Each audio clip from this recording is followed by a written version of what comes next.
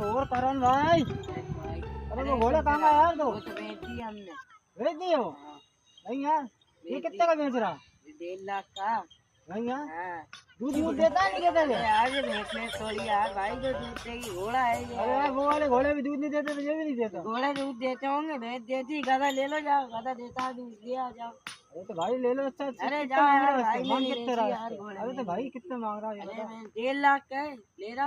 हाँ तो 1.5 लाख कम करो यार, बता थोड़ा दे बहुत है। तुम्हारी लेने की, चल अरे निकल। थोड़ा बहुत तो कम कर लो। जा भाई, मैं नहीं बेची यार। अरे तुम लो बेचो पैसे मत। ले लो, बयान ले लो अरे भैया। बेटा है नहीं तू। अरे ले रहा हूँ भैया, ले ले अरे ले ले ले पैसे ले ले भाई, बयान ले ले। दिया ना, दे दे ला। ले बयान भाई। कब आओगे? चल लेंगे। आऊंगा 8 दिन बाद, आएंगे लेने। तो भाई को दिखाने आऊंगा, फिर ले जाऊंगा। दूध देगा नहीं देगा घोड़ा? अरे भाई ले तेरा दिया ना वापस पकड़ के। वो दूध नहीं देगा? दूध नहीं देता, दिया ना वापस पकड़। अरे तो दूध देगा तब तो अरे लेंगे यार। दिया ना दूध देता दूध होगा। नहीं देगा घोड़ा। घोड़ा